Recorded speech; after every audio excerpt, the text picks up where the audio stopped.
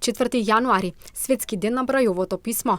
Овој ден ја слави свеста за важноста на брајовото писмо, како комуникација во целосната реализација на човековите права за слепите лица и лицата со оштетен вид.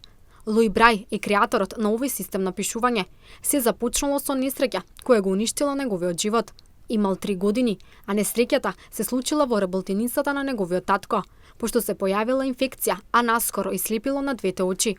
Благодарение на него, брајовото писмо, како револуционерен изум, било прилагодено за употреба на јазици ширум светот. Денес постои само една национална организација, Сојузот на слепи на Македонија и организации кои што се во Кавадарци, Штип и Скопје.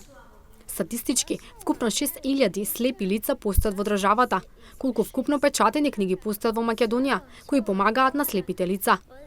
Печатени книги за слепи лица постојат, мислам дека околу 100 автори, пошто сега моментот истите книги имала проблем, бидејќи машината која што се користи во во универзитетот Свети Климент за штампање на брајови книги со стар тип и искрено кажам, таа сигурно помината од векот и за нејзе не се произведува хартија. Значи во моментот лицата се попречено се стануваат хендикепирани без тоа брајово писмо. Не секаде во сите училишта има брајови книги, не се прилагодени кон слепите лица и се тират преку е-книги. Е-книги, зборам тонски книги, снимани во студио и да ги слушаат слепите лица.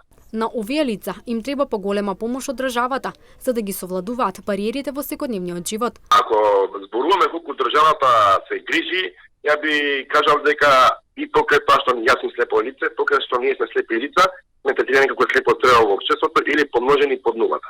На прашањето дали тие се почитуваат и колку се почитуваат нивните права, Алишан вели: едноставно овие слепи лица пробуваат да ги внесат во една категорија на како неписмени луѓе и како неспособни и неприфатени во општеството, а неразбрани, што е тоа нажал, тоа е спротивно на Конвенцијата за правата на лицата со попреченост, бидејќи Конвенцијата за правата на лицата со попреченост, членот 26 му е дадено на секој дете да има право на образование, а исто така и во Конвенцијата за правата на детето член 24, таму е дадено јасно дека секој дете треба да има слободно образование.